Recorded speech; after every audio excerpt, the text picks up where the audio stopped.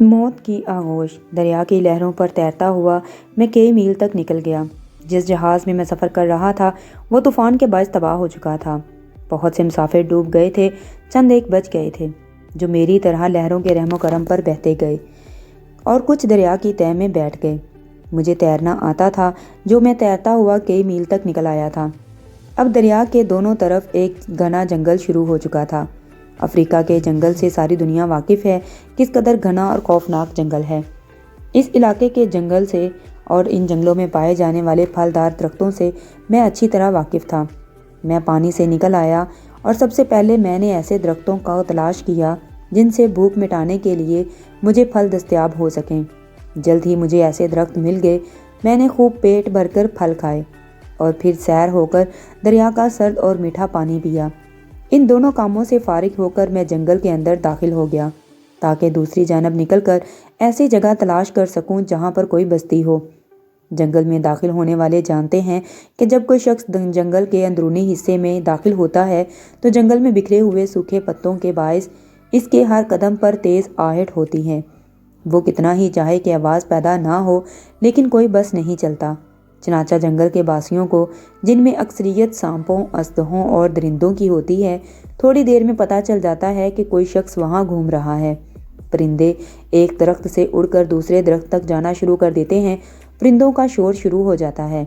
ہر 10 قدم کے بعد لومڑی کی تیز آواز اس طرح گونجتی ہے گویا وہ دوسرے چرندوں اور پرندوں کو دشمن کی آمد سے آگاہ کر رہی ہے۔ پھنکاریں تو ہر قدم پر سنائی دیتی ہیں۔ کبھی کبھار ایک آواز چنگھاڑنے کی بھی سنائی دے جاتی ہے۔ کبھی کبھی کوئی سانپ یا اژدہا اپنا پھن لہراتا ہوا مقابلے پر آ جاتا ہے۔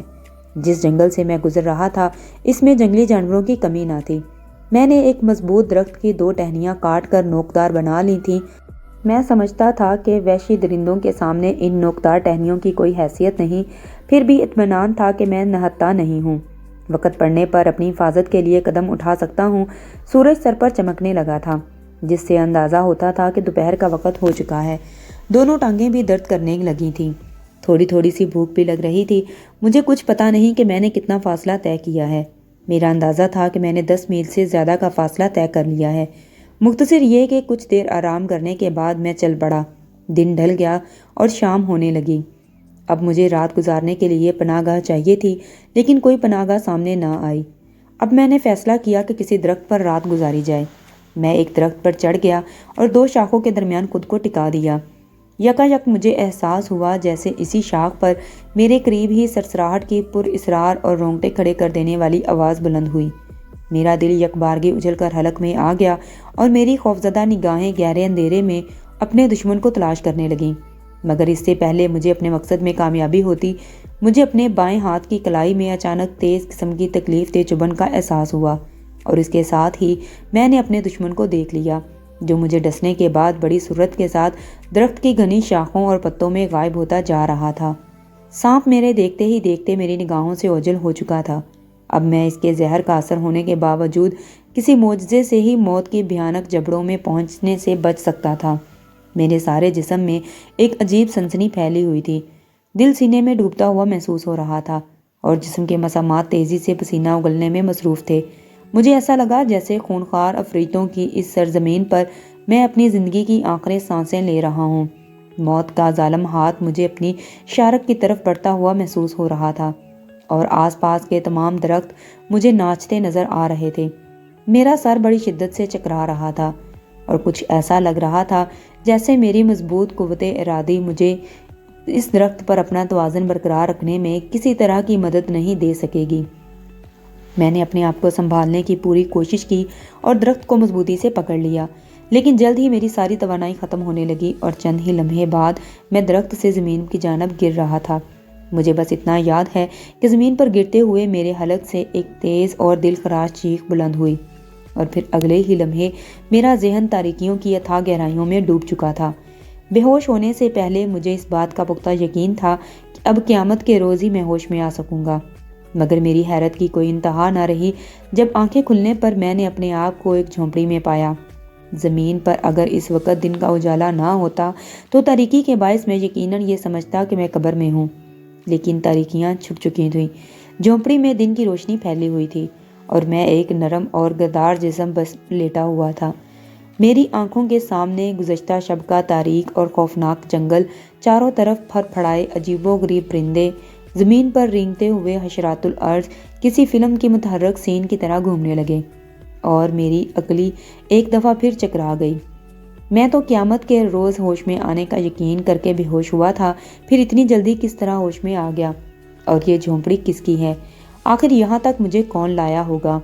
میرا ذہن اپنے سوالات کا جواب تلاش کرنے میں بڑی شدت کے ساتھ مصروف تھا، لیکن مجال ہے کہ کوئی بات سمجھ میں آ سکی ہو۔ عقل نے تو جیسے جنگل میں راستہ بدلنے کے بعد ہی ساتھ دینے سے انکار کر دیا تھا۔ پھر اگر کچھ سمجھ میں آتا بھی تو کیوں کر؟ سوچتا رہا اور الجھتا رہا اس وقت تک جب تک کہ انسانی قدموں کی آہٹ نے مجھے اپنی طرف متوجہ نہیں کر لیا۔ چونک کر نگاہیں اٹھائیں تو ایک انسانی پیکر نظر آیا۔ روحانیوں اور دلکشیوں کا مجموعہ، وہ اس حد تک یقیناً خوبصورت نہیں تھی کہ اس کا تعلق سفید فاموں سے ہوتا، لیکن سفید چمڑی ہی کو تو خوبصورتی اور دلکشی کا نام نہیں دیا جا سکتا۔ چنانچہ وہ سفید فام نہ ہونے کے باوجود بھی دلکش اور خوبصورت تھی۔ اس کی جلد کا رنگ سانولا تھا، آنکھیں بڑی بڑی اور معصومیت سے بھرپور تھیں، اور جسم کسی ماہر بت تراش کے فن کا عظیم المثال کارنامہ معلوم ہوتا تھا۔ اس کے سر کے بال لمبے اور گھنے اور سیاہ تھے، کمر پتلی لمبی لچکدار اور جنسی کشش کی حامل تھی۔ اس کے جسم پر برائے نام لباس نظر آتا تھا، لباس بھی بڑے بڑے پتوں سے بنایا گیا تھا۔ مجھے ہوش میں دیکھ کر وہ تیزی سے میرے قریب آئی۔ اس کی آنکھوں میں تیز چمک پیدا ہو گئی تھی اور ہونٹ مسکراتے ہوئے لگ رہے تھے۔ میں نے اپنی جگہ سے اٹھنے کی کوشش کی تو اس نے جلدی سے اپنے سڈول اور خوبصورت ہاتھوں کو آگے بڑھاتے ہوئے اور آہستگی سے میرے کندھوں کو پکڑتے ہوئے کہا، نہیں نہیں، لیٹے رہو، ابھی تمہیں مکمل آرام کی ضرورت ہے۔ اس کی زبان سے صاف اور شائستہ انگریزی سن کر میں حیرت میں ڈوب گیا۔ اب میں ٹھیک ہوں، میں نے جواب دیا، مگر میں یہاں کیسے؟ یہ جھونپڑی کس جگہ واقع ہے؟ اور تم کون ہو؟ گزشتہ شب تو مجھ پر ملک الموت نے حملہ کیا تھا۔ گزشتہ شب؟ وہ مسکرائی۔ تم پورے 72 گھنٹے کے بعد ہوش میں آئے ہو۔ ہیں؟ میں حیرت سے اچھل پڑا۔ یہ حقیقت ہے کہ تم پرسوں رات کو بابا کو جنگل میں بے ہوش پڑے ملے تھے۔ تمہیں افریقہ کے بے حد زہریلے سانپ نے ڈس لیا تھا، جس کی وجہ سے تمہارے جسم پر نلاہٹ پھیلنے لگی تھی۔ اگر بابا نے تمہیں دیکھ نہ لیا ہوتا تو چند منٹ کے اندر اندر مر جاتے۔ اوہ میرے خدایا، کس قدر ہولناک حقیقت تھی! میں جھرجھری لے کر رہ گیا۔ جب آدمی کی زندگی باقی ہو تو دنیا کی کوئی طاقت اس پر مسلط نہیں ہو سکتی، لیکن اگر وہ سانپ انتہائی خطرناک اور زہریلا تھا تو مجھے حیرت ہے کہ میری زبان کیسے بچی۔ کیا تمہارے بابا سانپ کے کاٹنے کا علاج کر سکتے ہیں؟ اور کیا تمہارا گھر اسی جگہ سے قریب ہے؟ نہیں، وہ جگہ یہاں سے کم از کم 1 میل دور ضرور ہوگی۔ اور میرے بابا کوئی ڈاکٹر نہیں، وہ ایک بہت بڑے وچ جادوگر ہیں، اور اگر چاہیں تو اپنے جادو سے مردہ جسموں میں جان ڈال دیں۔ اس حسینہ نے بڑے فخر سے کہا، وچ جادوگر؟ تمہارا مطلب ہے کہ انہوں نے مجھے جادو کے زور سے ٹھیک کیا ہے؟ اب میری حیرت کا کوئی ٹھکانہ نہیں تھا۔ افریقہ جادو اور وچ ڈاکٹروں کے قصے بہت سے میں نے ناولوں میں پڑھے تھے، لیکن میں ان کا قائل نہ تھا۔ جادو اور جادوگری میرے خیال میں سب بکواس باتیں تھیں، لیکن اب میری زبان میزبان لڑکی نے اس بات پر بحث کر رکھی تھی کہ اس کا باپ میری زندگی محض جادو کے بلبوتے پر بچانے میں کامیاب ہوا ہے۔ اپنی الجھنوں اور حیرت کو دور کرنے کے لیے میں نے اس سے لگاتار سوالات کر ڈالے۔ پھر اس نے جواب میں جو کچھ بتایا اسے مختصر طور پر یوں بیان کیا جا سکتا ہے۔ اس کا بابا اس علاقے کا ایک بہت بڑا جادوگر تھا اور دور دور کے قبیلے کے لوگ اس سے خوف کھاتے تھے، اپنے دشمنوں کو سسکا سسکا کر مار دیا کرتا تھا۔ اس کے دوست ہمیشہ عیش و عشرت کی زندگی گزارتے دیکھے گئے تھے۔ اسے اپنی جادو کی قوتوں کا اس قدر بھروسہ تھا کہ ناممکن کو ممکن بنا دیتا۔ اس کے خیال میں ایک معمولی سی بات تھی، اندھیری راتوں میں وہ اکثر رات بھر گھر سے غائب رہتا۔ اس رات بھی وہ حسب معمول جنگل میں جا رہا تھا کہ میں اسے موت کے منہ میں جاتا نظر آیا۔ لومبا ایک خطرناک اور خوفناک آدمی تھا، لیکن سلوانا کی پرورش اس نے بڑے پیار سے کی۔ تھوڑی دیر بعد لومبا اندر آیا، سیاہ رنگت، پتلا سر، مضبوط جسم، بے ڈھنگا اور غیر معمولی حد سے بڑا پیٹ، گول مٹول چہرہ، سر پر چھوٹے چھوٹے گھنگریالے بال تھے، آنکھیں گول اور روشن تھیں جن میں ایک شیطانی چمک۔ بظاہر وہ ہر اعتبار سے ایک انسان نظر آ رہا تھا، لیکن اس کے باوجود اس کے چہرے پر ایک بات ضرور تھی جو اسے انسان سے زیادہ کوئی اور شیطانی مخلوق ظاہر کر رہی تھی۔ مجھے ہوش میں دیکھ کر اس کے موٹے موٹے اور بدھے ہونٹوں پر ایک مکرو مسکراہٹ پھیلنے لگی۔ اس رات لومبا نے جھونپڑی سے باہر جانے سے پہلے مجھ سے مخاطب ہو کر کہا، میں ایک ضروری کام سے جا رہا ہوں، ہو سکتا ہے واپسی میں دیر ہو جائے یا شاید صبح تک نہ آ سکوں۔ بہرحال میری غیر حاضری میں سلوانہ تمہارے ساتھ ہوگی، اسی جھونپڑی میں تنہا۔ اس کی تیز اور چمکدار آنکھیں مجھے اپنی روح میں اترتی ہوئی محسوس ہو رہی تھیں۔ میں نے جلدی سے نگاہیں ہٹا لیں۔ لومبا نے مجھے خاموش دیکھ کر اپنے مخصوص چبھتے ہوئے لہجے میں کہا، مجھے امید ہے کہ میرا مطلب سمجھ گئے ہوگے۔ میں نے تمہاری اس وقت جان بچائی جب تم موت کی دنیا میں قدم رکھ چکے تھے۔ تمہیں نئی زندگی دے کر میں نے تم پر احسان کیا ہے، اور شریف لوگ اپنے محسنوں کی عزت سے کھیلنے کی کوشش بھی نہیں کرتے۔ سلوانہ معصوم ہونے کے ساتھ ساتھ جوان بھی ہے۔ وہ نہیں جانتی کہ مرد کا قرب کیا ہوتا ہے، لیکن وہ شباب کے نشے سے مخمور ہے اور بھرے ہوئے جام کو چھلکانے کے لیے اسے معمولی سی ٹھیس کافی ہوتی ہے۔ تم سمجھ رہے ہو میرے دوست؟ ہاں، میں تمہارا مطلب سمجھ رہا ہوں۔ تم ذہین نوجوان ہو اور شاید شریف بھی۔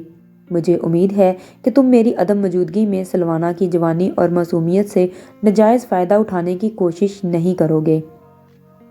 ویسے عقل مندی کا تقاضا تو یہی تھا کہ رات ہونے سے پہلے میں تمہیں روانہ کر دیتا، لیکن تمہیں ابھی مزید آرام کی ضرورت ہے۔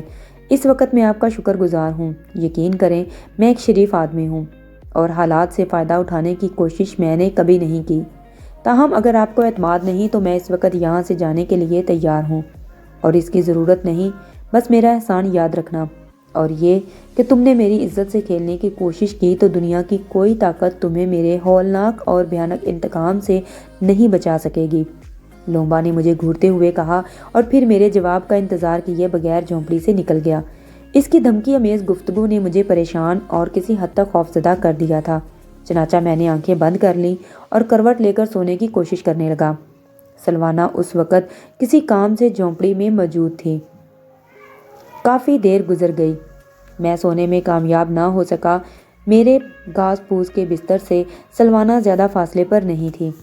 اچانک رات کے ہولناک سناٹے میں اس کی مترنم آواز میرے کانوں میں ٹکرائی، کیا سو گئے ہو مسٹر شاہد؟ میں خاموش رہا۔ میں نے آنکھیں نہیں کھولیں۔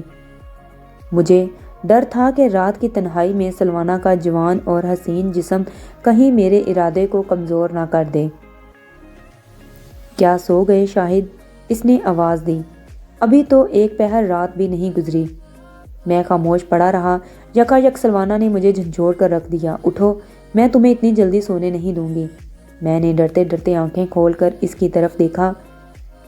تم اتنی جلدی نہیں سو سکتے۔ آج میں نے پورے 15 برس کے بعد کسی مہذب انسان کی شکل دیکھی ہے۔ میں تمہیں رات بھر سونے نہیں دوں گی۔ مجھے اپنی دنیا کے بارے میں بتاؤ۔ صبح بتاؤں گا، میں نے جواب دیا۔ اس وقت مجھے بڑے زور کی نیند آ رہی ہے۔ تم بھی اپنی جھونپڑی میں جا کر سو جاؤ۔ ابھی نہیں، سونے سے پہلے میں تم سے بہت ساری باتیں کرنا چاہتی ہوں۔ مجھے اپنی دنیا کے بارے میں بتاؤ۔ میرے ذہن میں تو اب اس کا تصور بھی موجود نہیں رہا۔ 15 سال کا عرصہ بڑا طویل ہوتا ہے، میں جانتا ہوں، مگر تم اب سو جاؤ، باقی باتیں صبح ہوں گی۔ یہ نہیں ہو سکتا۔ میں اس وقت سب کچھ جاننا چاہتی ہوں۔ مجھے بالکل نیند نہیں آ رہی۔ ہاں، آج میں تھک ضرور گئی ہوں۔ ایک طرف سرکو میں تمہارے پاس بیٹھوں گی۔ کیا مطلب؟ میں نے سر گھما کر دیکھا تو دماغ جھنجھا اٹھا۔ سلوانہ اپنے پتوں کے مختصر لباس سے بھی آزاد تھی۔ میں بیٹھوں گی، سنتے نہیں؟ مجھے اپنے برابر بیٹھنے دو۔ نہیں، تم اپنے بستر پر جا کر کیوں نہیں بیٹھتی؟ اس لیے کہ میں تم سے باتیں کرنا چاہتی ہوں، اور دور سے باتیں کرنے میں مزہ نہیں آتا۔ لیکن یہ غلط ہے، تم میرے بستر پر نہیں بیٹھنا چاہیے۔ کیوں؟ اس نے تیوریاں چڑھا کر پوچھا۔ اس لیے کہ میں ایک مرد ہوں۔ جوان لڑکیاں مردوں کے بستروں پر نہیں بیٹھا کرتی۔ میں نے اسے سمجھانے کی کوشش کی۔ کیوں نہیں بیٹھا کرتی؟ میں تو اکثر اپنے بابا کے پاس بیٹھ جاتی ہوں۔ بابا کی بات اور ہے، انہوں نے تمہیں اپنی بیٹیوں کی طرح پالا ہوا ہے تو کیا ہوا؟ سلوانہ نے بول پن سے سوال کیا۔ وہ سچ مچ حیرت انگیز حد تک معصوم تھی۔ اس کی معصومیت کو دیکھ کر میرے ہونٹوں پر مسکراہٹ پھیل گئی۔ یہ بات نہیں، میں مسکراتا ہوا بولا، آخر تم سمجھنے کی کوشش کیوں نہیں کرتی؟ کیا سمجھنے کی کوشش نہیں کرتی؟ تم نے ابھی تک کوئی ایک بھی ڈھنگ کی بات کی ہے؟ احمقانہ باتیں مت کرو، اور اگر بابا نے تمہیں میرے ساتھ بیٹھا ہوا دیکھ لیا تو وہ ہم دونوں کو ختم کر دے گا۔ کیوں ختم کر دے گا؟ کیا میں اس کے پاس نہیں بیٹھتی؟ مجھ میں اور اس میں بہت فرق ہے۔ کوئی فرق نہیں، جس طرح وہ مرد ہے اسی طرح تم بھی مرد ہو، اور سچ پوچھو تو تم مجھے بابا کے مقابلے میں کہیں زیادہ اچھے لگتے ہو۔ اس نے میری پرورش ضرور کی ہے، لیکن مجھے اس کی حرکتیں اور صورت بالکل پسند نہیں۔ کبھی کبھی تو ایسا لگتا ہے کہ وہ انسان کی بجائے کوئی شیطانی روح ہے۔ خاص طور پر اس کی آنکھیں، مجھے ان کی آنکھوں سے خوف آتا ہے۔ اس سے پہلے کہ میں اسے کچھ اور سمجھانے کی کوشش کرتا، مجھے ایک طرف دھکیل کر وہ بڑے اطمینان سے میرے برابر بیٹھ گئی۔ اس کی قربت نے مجھ پر ایک عجیب سی سرور انگیز کیفیت طاری کر دی۔ مجھے اپنے جسم میں چیونٹیاں رینگتی ہوئی محسوس ہو رہی تھیں، لیکن لومبا کی باتیں ابھی میرے ذہن سے نہیں نکلی تھیں۔ چنانچہ میں ایک جھٹکے کے ساتھ اٹھ کر بیٹھ گیا۔ ارے یہ کیا حرکت ہے؟ تم اٹھ کر کیوں بیٹھ گئے؟ کیا بابا نے تمہیں نہیں بتایا کہ ابھی تمہیں مکمل آرام کی ضرورت ہے؟ لیکن میں تمہارے برابر نہیں لیٹ سکتا۔ کیوں؟ کیا تمہیں مجھ سے خوف آتا ہے؟ سلوانا نے حیرت سے پوچھا۔ یہ بات نہیں، اب میں تمہیں کس طرح بتاؤں کہ انسان فرشتے نہیں، صرف انسان ہوتا ہے۔ انسان کو فرشتے سے شیطان بننے میں زیادہ دیر نہیں لگتی۔ پتہ نہیں تم کیسی باتیں کر رہے ہو، میں تو ابھی تک ایک لفظ بھی سمجھ نہیں سکی۔ آؤ میرے پاس لیٹ جاؤ، میں تم سے کچھ معلوم کرنا چاہتی ہوں۔ کیا تم مجھے اپنے ساتھ وہاں لے جا سکتے ہو؟ میں سوچوں گا، مگر خدا کے لیے مجھے پریشان مت کرو سلوانا۔ میں اب تم سے ایک لفظ بھی نہیں کہوں گی، بشرطے کہ تم مجھ سے جھگڑنے کی بجائے خاموشی سے لیٹ جاؤ اور اپنی مہذب دنیا کے بارے میں دلچسپ باتیں بتا سکو۔ اور پھر اس نے زبردستی مجھے اپنے برابر لٹا لیا۔ رات کا وقت، تنہائی اور ایک جوان لڑکی کی قربت، دل و دماغ پر بڑی تیزی کے ساتھ ایک نشہ سا چھاتا جا رہا تھا۔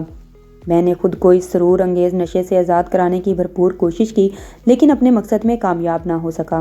میرے جذبات بھڑک اٹھے، مجھ پر دیوانگی مسلط ہو گئی۔ میں نے اپنے کپڑے اتار پھینکے اور سلوانا کی طرف دیکھا، وہ مسکرا رہی تھی۔ میرا حوصلہ بڑھا، میں نے پوری طاقت سے اسے اپنے قریب کر لیا اور ہم دونوں ہوس کے نشے میں ڈوبتے چلے گئے۔ اچانک جھونپڑی کے باہر کسی کے قدموں کی آہٹ سنائی دی۔ میں خود کو سلوانا سے علیحدہ کرنے نہ پایا تھا کہ لومبا اپنی مکروہ شکل کے ساتھ جھونپڑی میں داخل ہوا۔ مجھے اور سلوانا کو اس حالت میں دیکھ کر وہ دروازے میں ہی کسی سنگی مجسمے کی طرح کھڑا ہو گیا۔ بہت خوب، اس نے تلخ اور زہریلی مسکراہٹ کے ساتھ کہا، تو وہی ہوا جس کا ڈر تھا۔ تم میرے احسان کو بھول گئے اور ایک جوان اور خوبصورت بھولی بھاری لڑکی کے قرب نے تمہیں انسان سے شیطان بنا دیا۔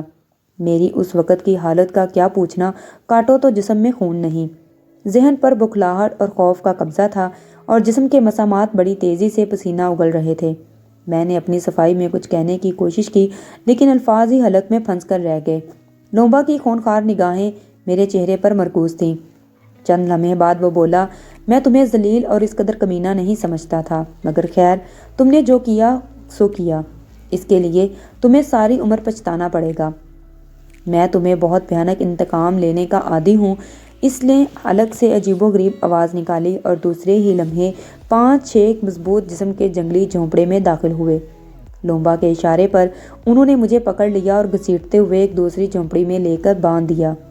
مجھے لومبا کا ایک پیغام پہنچایا گیا کہ کل صبح سورج نکلنے سے پہلے مجھے گرم پانی کے ایک بہت بڑے کڑاہے میں ڈالا جائے گا اور میری ہڈیاں بطور عبرت نشانی کے طور پر گاؤں کے مین گیٹ پر لٹکا دی جائیں گی۔ یہ سن کر میری جان نکل گئی، مجھے اپنی موت نظر آنے لگی۔ تمام رات یہاں سے فرار ہونے کے بارے میں سوچتا رہا، مگر فرار ہونے کی کوئی صورت نظر نہیں آ رہی تھی۔ یعنی موت یقینی تھی، صبح ہونے والی تھی اور ابھی تاریکی چھائی ہوئی تھی کہ جھونپڑی کے عقبی حصے میں کھڑکھڑاہٹ ہوئی۔ چور راستے سے سلوانا اندر داخل ہوئی، مجھے خاموش رہنے کا اشارہ کیا اور میرا ہاتھ پکڑ کر چور راستے سے ہی باہر نکلی۔ دبے پاؤں جھاڑیوں میں راستہ بناتی ہوئی ساحل سمندر پر مجھے لے گئی۔ یہاں ایک پرانی کشتی کھڑی تھی، اس نے مجھے اس میں سوار کر کے یہاں سے فرار ہونے کے لیے کہا۔ میں سلوانا کو حسرت بھری نگاہوں سے دیکھنے لگا۔ کاش میں سلوانا جیسی وفادار لڑکی کو اپنی دنیا میں لے جاتا، مگر قبیلے والوں کے خوف سے ڈر گیا۔ میں کشتی میں سوار ہو کر کشتی چلاتے ہوئے اس سے دور ہونے لگا۔ سلوانا ابھی تک ساحل سمندر پر کھڑی ہاتھ ہلا کر الوداع کہہ رہی تھی۔ میں کشتی چلاتے ہوئے سمندر میں آ گیا۔ اب ساحل نظروں سے اوجھل ہو چکا تھا۔ میری خوش قسمتی تھی کہ سمندر میں مجھے جہاز مل گیا اور انہوں نے مجھے جہاز میں سوار کر لیا اور یوں میں اپنی مہذب دنیا میں واپس آ گیا۔ سلوانا اگر میری مدد نہ کرتی تو میں کبھی کا گرم پانی کے کھولتے کڑاہے میں ابل چکا ہوتا۔ آج بھی کبھی تنہائی میں سلوانا بہت یاد آتی ہے۔ جی تو دوستو، کہانی آپ کو کیسی لگی مجھے کمنٹ سیکشن میں ضرور بتائیں۔ ویڈیو اچھی لگی ہو تو میرے چینل کو سبسکرائب کریں، ویڈیو کو لائک کریں، شیئر کریں۔ امید کرتی ہوں کہ یہ کہانی آپ کو بہت پسند آئی ہوگی، کیونکہ یہ ایک انگریزی ناول سے ماخوذ ہے۔ دعاؤں میں مجھے یاد رکھیں۔ ملتے ہیں پھر بہت جلد ایک بہت ہی اچھی کہانی کے ساتھ۔ تب تک کے لیے اللہ حافظ۔